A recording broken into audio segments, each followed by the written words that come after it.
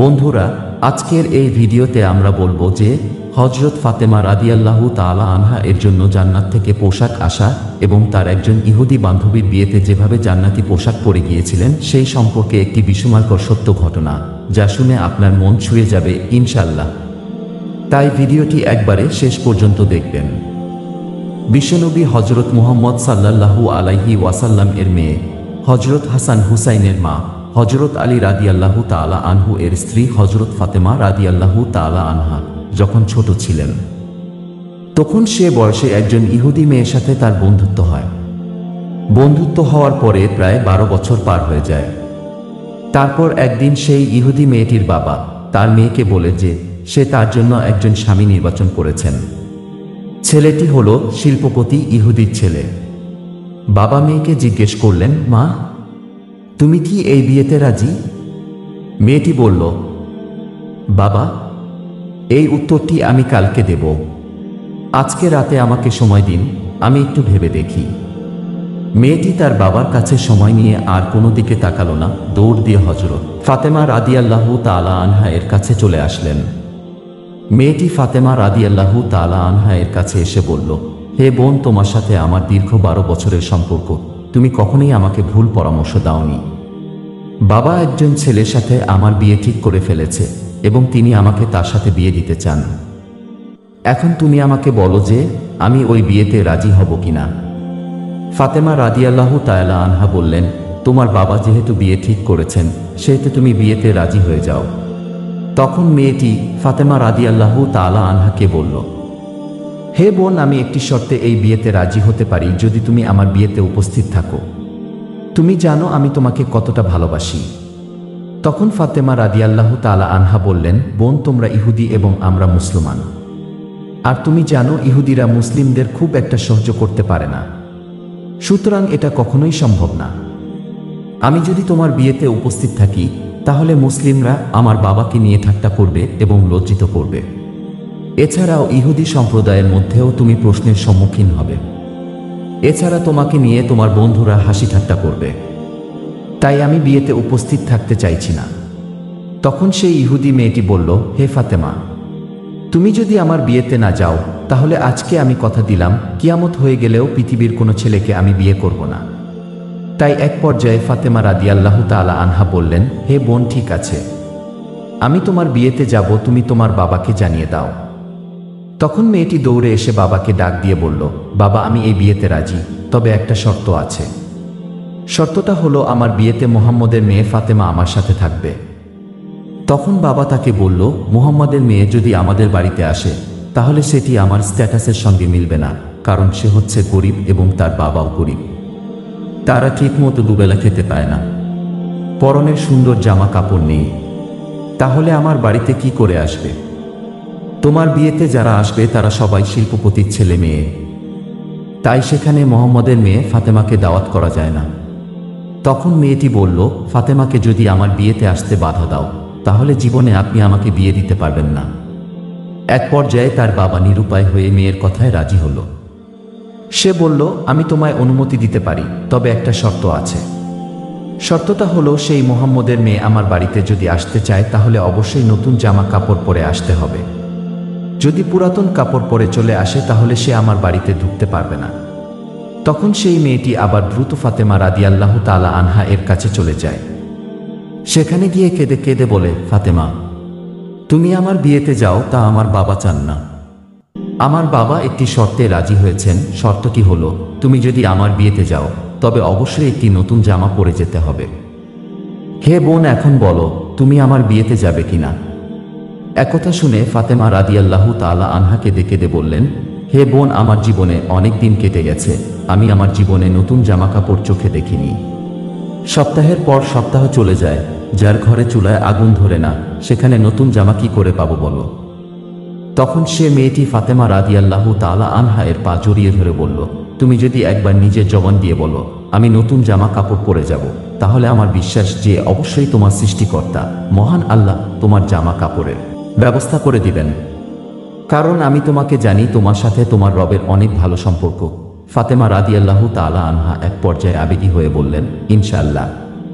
আমি তোমার বিয়েতে যাব এবং পৃথিবীর সবচেয়ে দামি কাপড় পরিধান করে যাব ইনশাল্লাহ। তখন সেই মেয়েটি তার বাবার কাছে গিয়ে বলল, বাবা, ফাতেমা আমার বিয়েতে আসবে এবং সবচেয়ে দামি কাপড় পরে আসবে। তারপর বিবাহের দিন তারিখ ঠিক হয়ে গেল। তখন ফাতেমা রাদিয়াল্লাহু তাআলা আনহা চিন্তা করলেন, বিবাহের দিন তারিখ কাছাকাছি চলে আসছে, আমি ওয়াদা করেছি আমি নতুন কাপড় পরে যাব, কিন্তু আমার কাছে তো নতুন জামা কাপড় নেই। এসব কথা চিন্তা করতে করতে হযরত ফাতেমা রাদিয়াল্লাহু তাআলা আনহা জায়নামাজ বিছিয়ে নামাজে দাঁড়িয়ে গেলেন। নামাজের সিজদার মধ্যে তিনি চোখের পানি ছেড়ে দিয়ে বলতে লাগলেন, হে মাবুদ, এ দুনিয়াতে কারো সাথে আমার বন্ধুত্ব ভালোবাসা হয়নি। হে মাবুদ, অনেক দিন হয়ে গেল তোমার সঙ্গে গোপনে গোপনে সম্পর্ক করেছি। এ সম্পর্কের খবর পৃথিবীর কোনো মানুষ জানে না। মাসের পর মাস চলে গেল, ঘরে খাবার পাচ্ছি না এবং রাতের বেলা খাবার না খেয়ে ঘুমিয়ে পড়ি। হে আল্লাহ, জীবনে তোমার কাছে কোনোদিন নতুন জামা কাপড় চাইনি। আজকে আমি তোমার কাছে একটি নতুন কাপড়ের আবদার করলাম। হে আল্লাহ, তুমি কি আমাকে একটি নতুন কাপড় দান করবে, কিন্তু সেটি আমার জৈবিক ও দৈহিক চাহিদা পূরণের জন্য নয়। আমাকে এমন একটা নতুন কাপড় দান করো যেটি পরে আমি আমার বান্ধবীর বিয়েতে যেতে পারি, এবং উক্ত বিয়ে বাড়িতে যত মেয়েরা আছে সকল মেয়েরা যেন আমার কাপড়ের দিকে তাকিয়ে কালেমা পড়ে মুসলমান হয়ে যায়। এভাবে চোখের পানি ছেড়ে দিয়ে ফাতেমা রাদিয়াল্লাহু তাআলা আনহা কান্নাকাটি করছেন। নামাজ শেষ করে যখন তিনি সালাম ফেরালেন, এমন সময় ঘরের কোণে তাকিয়ে তিনি কাপড়ের 2টি প্যাকেট দেখতে পেলেন। তখন তিনি কাপড়ের প্যাকেট 2টি নিয়ে ছুটে পিতা মুহাম্মদ সাল্লাল্লাহু আলাইহি ওয়াসাল্লাম এর কাছে চলে গেলেন। বাবাকে জড়িয়ে ধরে কাঁদতে লাগলেন এবং বললেন, বাবা, আমি কখনো আল্লাহ তাআলার কাছে জামা কাপড়ের আবদার করিনি। আজকে মহান আল্লাহ তাআলার নিকট একটি নতুন কাপড়ের আবদার করে দোয়া শেষে সালাম ফিরিয়ে দেখি ঘরের কোণে প্যাকেট পড়ে আছে। আমি জানি না সে কাপড় দুটোকে দিয়ে গিয়েছে। আপনি খোঁজ নিয়ে দেখেন কোথা থেকে এসেছে। একথা শুনে হযরত মুহাম্মদ সাল্লাল্লাহু আলাইহি ওয়াসাল্লাম কাপড়ের প্যাকেট 2টি হাতে নিলেন এবং খোলার সাথে সাথে তিনি জান্নাতের ঘ্রাণ পেলেন, যেমনটি তিনি মেরাজের রাতে পেয়েছিলেন। সুবহানাল্লাহ। তখন নবীজি ফাতেমা রাদিয়াল্লাহু তাআলা আনহাকে জড়িয়ে ধরে কপালে চুমু দিয়ে বললেন, এই কাপড় তুমি কোথায় পেয়েছ? এটা তো দুনিয়ার কোনো কাপড় নয়। তুমি আল্লাহর সাথে যে সম্পর্ক করেছ ফাতিমা, আল্লাহ তোমার উপর সন্তুষ্ট হয়েছেন এবং তোমার দোয়া কবুল করেছেন। আল্লাহ তাআলার নিকট একটি কাপড়ের আবদার করার কারণে মহান রব্বুল আলামিন তোমার দোয়া কবুল করে জান্নাতুল ফেরদৌস থেকে তোমার কাপড়ের ব্যবস্থা করে দিয়েছেন। সুবহানাল্লাহ।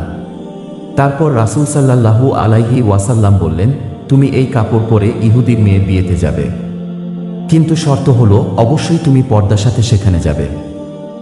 হযরত ফাতেমা রাদিয়াল্লাহু তাআলা আনহা যখন সে জান্নাতি কাপড় পরিধান করেন তখন তার সৌন্দর্য আরও বেড়ে গেল।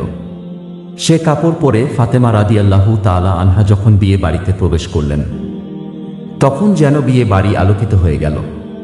মহিলারা তখন নববধূর থেকে চোখ ফিরিয়ে অবাক হয়ে ফাতেমা রাদিয়াল্লাহু তাআলা আনহা এর দিকে তাকিয়ে রইল। সবাই বলতে লাগলো, হে ফাতেমা, তুমি তো অনেক গরিব, তাহলে এই রকম কাপড় তুমি কোথায় পেলে? আমরা তো জীবনেও দেখিনি। তখন ফাতেমা রাদিয়াল্লাহু তাআলা আনহা বললেন, এটি আমি বাজার থেকে কিনেছি। তখন সে মহিলারা জিজ্ঞেস করতে লাগলো, এটি তুমি কোন বাজার থেকে কিনেছ? কারণ এত সুন্দর কাপড় কোথাও পাওয়া যায় না। তখন ফাতেমা রাদিয়াল্লাহু তাআলা আনহা বলেন, এটি যে বাজার থেকে কিনেছি সেই বাজার ও দোকান তোমরা চিনবে না, এমনকি যে রাস্তা দিয়ে সে বাজারে গিয়েছি তোমরা সেই রাস্তাও চিনবে না। তখন সেই মহিলারা বলল, ফাতেমা, তুমি সেই ঠিকানা বলতে দেরি, কিন্তু আমাদের চিনতে দেরি হবে না, সুতরাং তুমি শুধু একবার বলো। তখন ফাতেমা রাদিয়াল্লাহু তাআলা আনহা বললেন, বোনেরা আমার, আমি যে বাজার থেকে এবং যে দোকান থেকে কাপড়টা ক্রয় করেছি সে বাজারে কোনো সাধারণ রাস্তা দিয়ে যাওয়া যায় না। ওই দোকানেই এবং ওই মার্কেটে যেতে হলে একটি বিশেষ রাস্তা দিয়ে যেতে হয় এবং সে রাস্তার নাম হলো সিরাতুল মুস্তাকিম। যে রাস্তার জন্য আমার বাবা সবসময় দিনের দাওয়াত দিয়ে থাকেন, যে রাস্তার জন্য আমার বাবা তায়েফে 3 বার রক্তাক্ত হয়েছেন, যে রাস্তার জন্য আমার বাবা ইয়া উম্মতি উম্মতি বলে সর্বদা ক্রন্দন করেছেন, সে রাস্তার নাম হচ্ছে সিরাতুল মুস্তাকিম। তোমরা যদি সিরাতুল মুস্তাকিমের রাস্তা দিয়ে চলতে থাকো তাহলে কিছুটা সামনে একটি বাজার পাবে, সে মার্কেটের বাজারের নাম হলো জান্নাত। আর জান্নাত নামক বাজারের মধ্যে যদি প্রবেশ করতে পারো তাহলে সে দোকানটি পেয়ে যাবে যে দোকানের মালিক আমাকে এই পোশাকটি উপহার দিয়েছেন। সেই দোকানটির নাম হচ্ছে জান্নাতুল ফেরদাউস। তখন মহিলারা ফাতেমা রাদিয়াল্লাহু তাআলা আনহা এর কথা শুনে বললেন, ফাতেমা, আমরা সেই রাস্তায় যাব, তুমি আমাদের বলে দাও কি করে যেতে হবে। মহিলারা ফাতেমা রাদিয়াল্লাহু তাআলা আনহার গায়ে শোভাবর্ধনকারী পোশাকটি দেখে এতটা আবেগপ্রবণ হয়ে পড়েছিলেন যে নারীরা তা পাওয়ার জন্য মনে হচ্ছিল জীবনও দিতে পারেন। তখন ফাতেমা রাদিয়াল্লাহু তাআলা আনহা বললেন, সে রাস্তা দিয়ে যদি বাজারে যেতে হয় তাহলে তোমাদেরকে আমার সাথে সাথে একটি বাক্য উচ্চারণ করতে হবে। তখন সেই নারীরা বলল, আমরা উচ্চারণ করব, তুমি বলে দাও। তখন ফাতেমা রাদিয়াল্লাহু তাআলা আনহা বাক্যগুলো উচ্চারণ করে বললেন, লা ইলাহা ইল্লাল্লাহু মুহাম্মাদুর রাসূলুল্লাহ সাল্লাল্লাহু আলাইহি ওয়াসাল্লাম। ওই মহিলারা সাথে সাথে ওই বাক্য পড়ে মুসলিম ধর্ম গ্রহণ করলেন। আল্লাহ তাআলা বলেন, হে আমার বান্দাগণ, যদি তোমরা আমাকে মনে প্রাণে বিশ্বাস করো তাহলে দুনিয়ার জমিনে তোমাদের চাইতে দেরি হবে, কিন্তু আমার দিতে দেরি হবে না। মহান রাব্বুল আলামিন আমাদেরকে আল্লাহর উপর তাওয়াক্কুল করার, বেশি বেশি আমল করার তৌফিক দান করুক, আমিন। প্রিয় দর্শক, আপনার প্রতি আমার একটি রিকোয়েস্ট, আমার ইউটিউব চ্যানেলটি সাবস্ক্রাইব করুন এবং লাইক, শেয়ার, কমেন্ট করে দিন।